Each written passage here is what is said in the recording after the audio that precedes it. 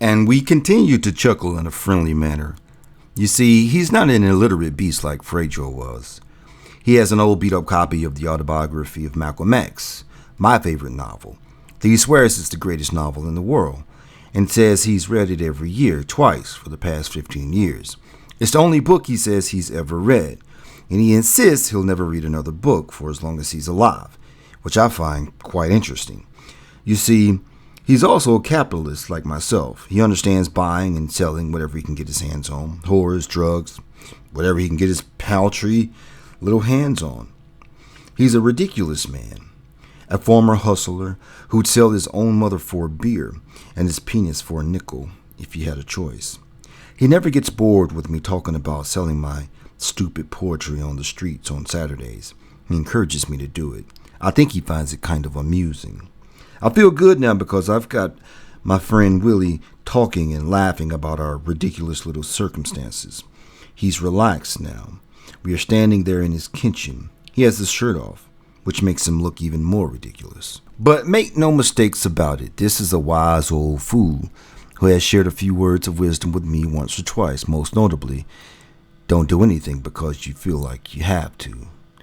Do it because you feel like you need to. Only do it because you want to do it. Which I found sort of nice and simple, even sweet.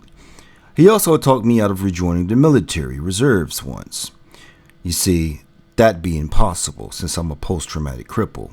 Fat Willie and I chat some more, and soon I don't really think too much more about his situation, and I begin to joke and laugh about it.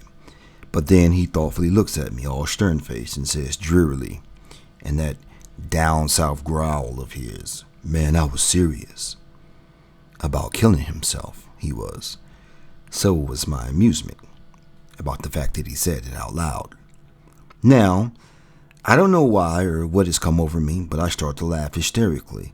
I can't stop myself from laughing at him, at how fragile his life is. He's looking at me funny now, as if to say, I must not understand what life is all about. That what's so serious or even life-threatening to him should only be a half-joke to me.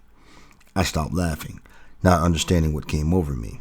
I vaguely attempted to downplay his situation, remembering that this big fat whale of a man has an AK-47 in his living room closet that we've both played around with, pretending, acting out scenes from Scarface. "Okay, I'm reloaded.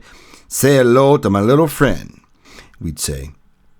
I pray that tomorrow morning when I wake, I won't find he hasn't blown his brains out all over this kitchen floor with his little friend.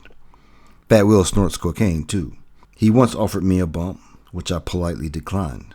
I doubt he has any on him right now. He's moving too slowly. That's too bad, because both of our minds are numb.